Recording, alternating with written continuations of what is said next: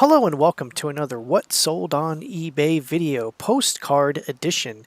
It has been definitely a little while since I've done a postcard what sold, and it's been about actually 3 months. So there's going to be lots of great information in this video, so you definitely want to watch to the very end to get the latest up-to-date kind of news and sales information. And there's a lot of kind of cool little anecdotes and things in this video, so definitely I appreciate everyone who's been waiting patiently for this video. Quick update on John Popeye's Postcards. He is doing very well, and so he says hello to the community, and he's very well missed, and he knows that, but he's having a great time with his retirement, but he is alive and well and says hello. So also, if you hear some rain in the background, it is a rainy day here in Southern California. Definitely a rare experience here. So let's get right into the sales. First up, this is our best sale we had over the course of the last 3 months. It was a Hotel Galveston, Texas. This was a real photo postcard, and this sold for $124.99 on a sale. Texas has been a super hot kind of state over the last, I would say over the last year.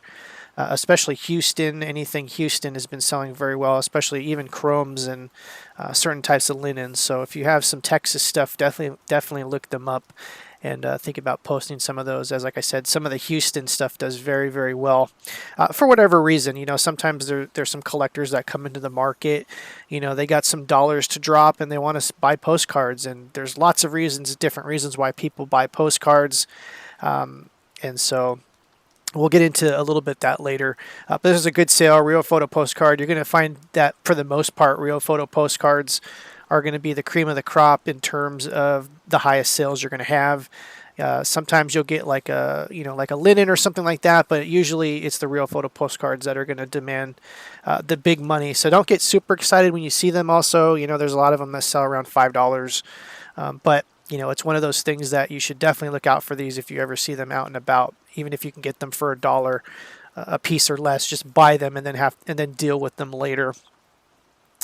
Next up, speaking of real photo postcards, we have a Shanghai, China. This is the Garden Bridge in Shanghai. It did take a little bit of research to kind of figure out what this bridge was, and thankfully to some Facebook groups that I'm in, you can post your postcards, and then sometimes people will have so much information they'll know exactly where it's at. And if you want that link, definitely leave a comment below and I will provide you that link via private message, because I don't think they want a bunch of people spamming that group, but it's a nice group. So if you want to join that group, leave a comment below and I'll give you the link. But anyways, that's how I was able to determine exactly where this was. And so China does very well. You're not going to get like amazing money, but there is like some real photo postcards from China that go for literally hundreds of dollars, usually the street scenes and kind of like roads and things like that. But, this is actually a really cool shot. And like I said, it did take a little bit of help from that Facebook community to figure out exactly where this was. I had this for a long time, maybe over a year, this one, and it hasn't been listed that long, but it was just one of those things that was a good sale. It sold for $74.99. Next up, speaking of Galveston, Texas, this is another one. This is a real photo postcard of the same hotel. As we can see here, this one sold for $99.99. This collection actually came in a huge lot of crafting postcards of all things. You can see that there's some holes, hole punches in this postcard, and that's what the great thing about postcards is. Unlike baseball cards and comic books, usually the condition isn't really, the collectors really don't even care. A lot of these kind of postcards go into books. I've sold some postcards to authors that will take the postcards, they'll scan them, and they'll put them inside books. So like, let's say someone was doing a book on this Hotel Galvez. These are perfect period piece, images if they're doing a history of this particular hotel or a book on this hotel. These are like sometimes these are like one of a kind because they've been destroyed over the years. So finding these rare photos, basically when everyone didn't have a cell phone to take photos, these photos are pretty rare, and that's why some of them go for big bucks, because they end up in encyclopedias, they end up on websites, etc., etc. Even there's some cities that have purchased postcards from me, literally like museums and city halls that they want a particular postcard because they don't have something like that in their history. So it's a very fascinating subject, and that's one of the things that I love about selling postcards is a lot of the history that goes behind this. I mean, just look at these old cars. I mean, that's another thing. This was a major selling point in this particular one too. You know, the old cars, the horse and buggy, and this great beautiful photograph of this old hotel that I didn't do the research, so I don't even know if this hotel is even still exists, but a really good sale. Sold for $100 and maybe paid 5 cents for this, you know, because it was in a huge crafting lot, and that's why they had the hole punches in them, because people would like run strings through them and then use them as like party decor. It just, I don't know, people just destroy these things.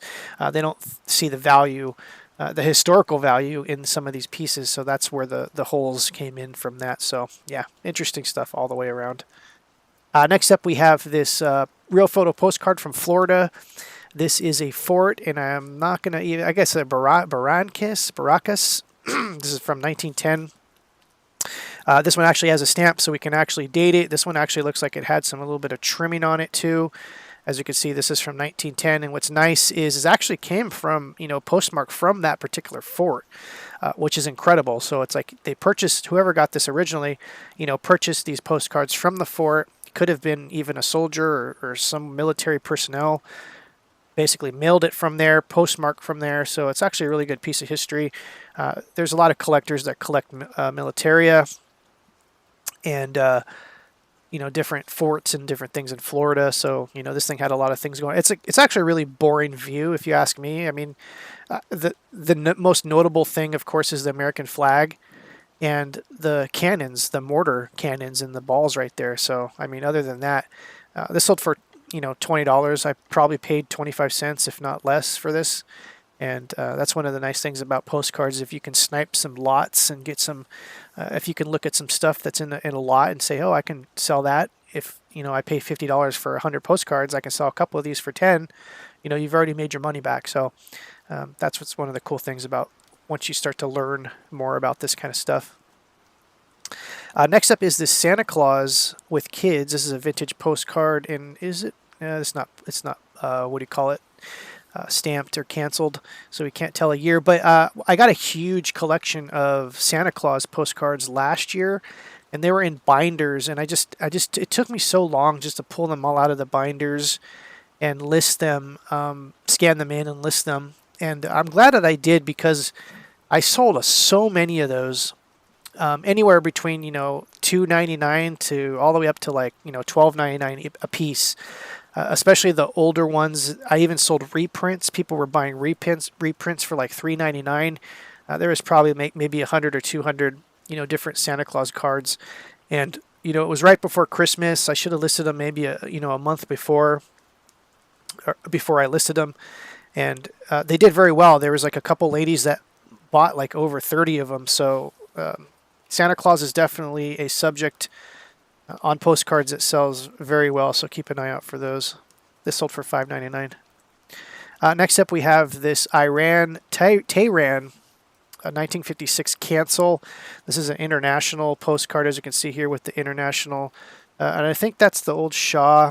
And there's a lot of history that goes behind all this. Tehran, I think, later became Iran, and I don't know exactly the whole history behind that. But if you ever come across Tehran or Iran postcards that are canceled with their stamps, they go for decent money. You're not going to get rich off this stuff, but you know, you're going to get a lot more than $2.99 or $3.99. Just price them high. You can always bring the price down. But anyways, this sold for $19.99. This was a lot. A collector bought 3 of them, and there are so many postcards that I've sold over the last 3 months that I'm just showing you some of the basic ones.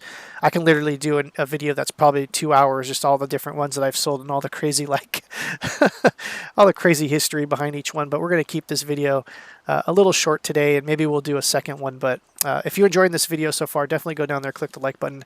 We still got lots of postcard history and prices to go through, so let's continue to go through these. Next up, we have a real photo postcard from 1916.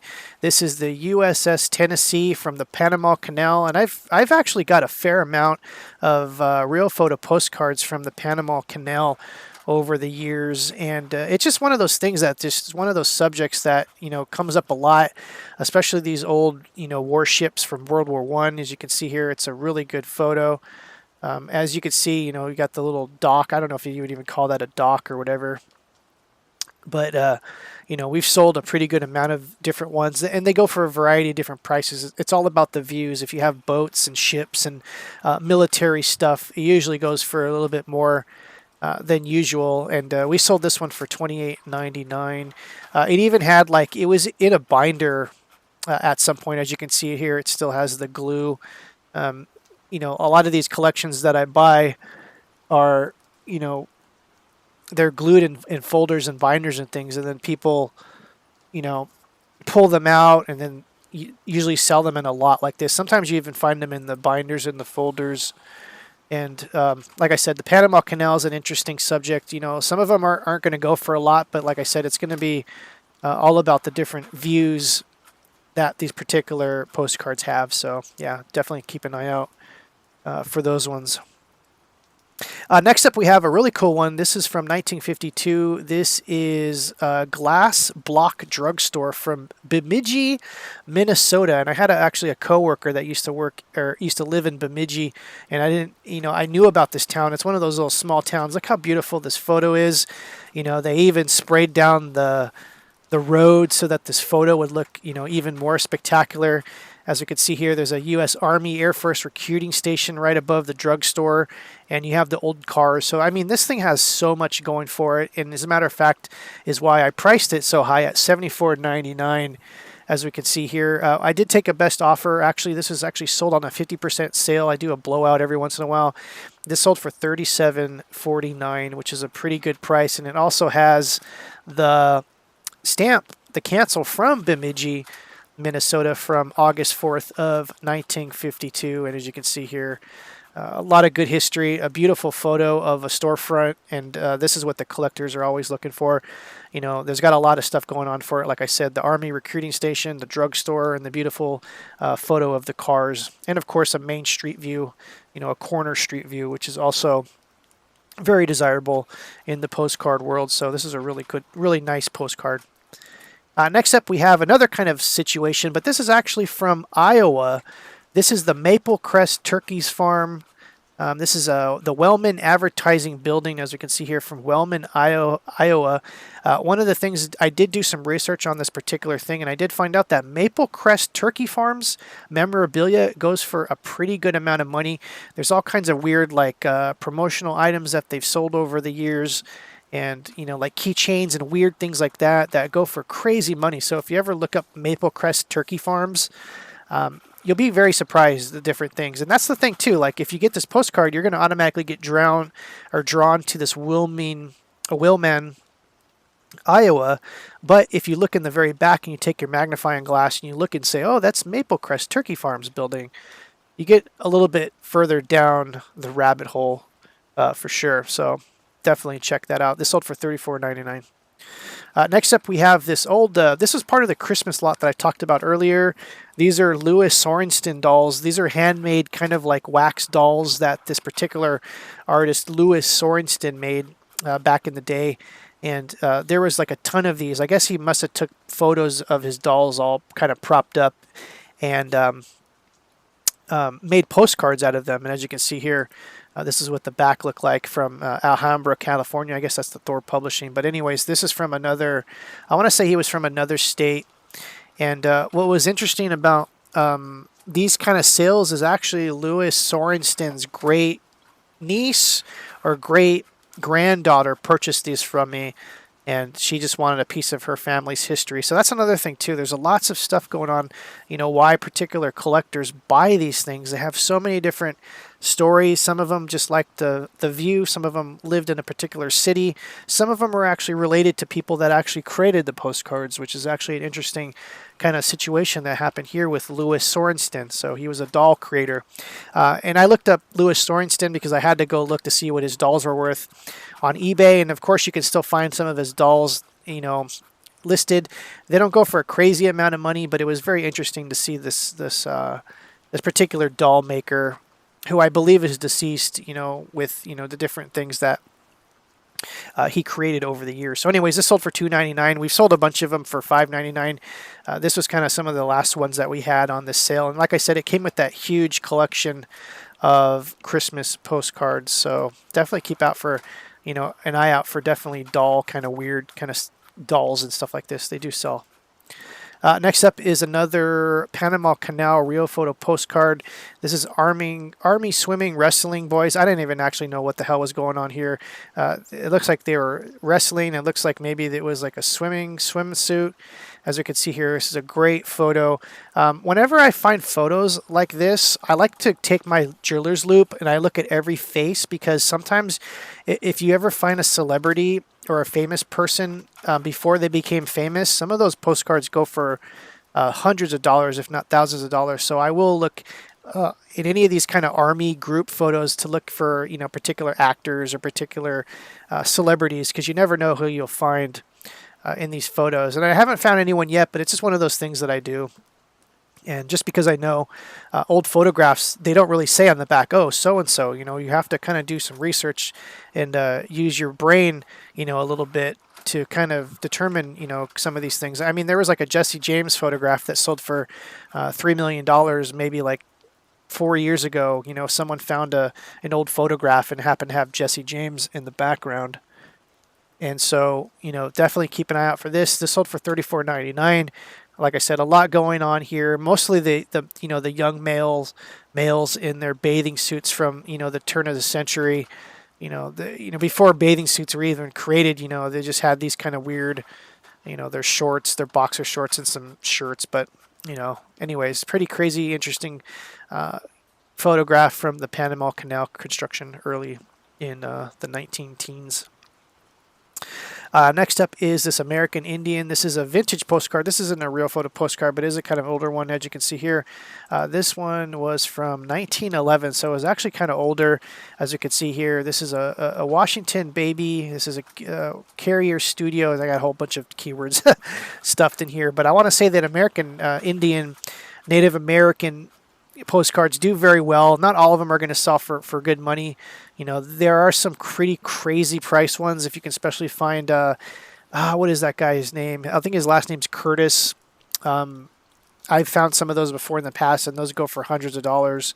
And they're not even real photo postcards. They're just very rare, because this particular photographer is a very famous Native American photographer. I think his last name's Curtis. And if you find those, they're worth hundreds of dollars. And I don't think he ever did real photo postcards. But what I'm saying, definitely take a second look at Native American postcards. It is a subject that sells very well, and there's some really good history behind some of these views. And so just keep an eye out for that. Next up is another Panama Canal. This came with that Panama Canal grouping of photos that I bought. And I can't remember where I bought them, but I knew that I got them for like maybe less than $1 a piece, and in this huge collection of military postcards. I think I paid maybe $50 for maybe 45 of them or something like that. And a lot of these were in there, so I was just like, oh, that's a good deal.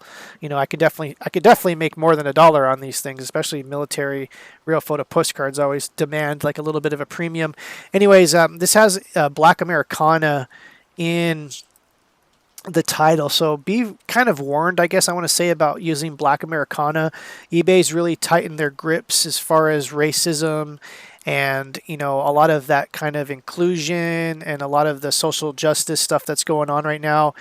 There's a lot of people that are actually reporting these type of photographs as being racist and insensitive and things like that. So just be very warned about using Black Americana in any kind of your titles.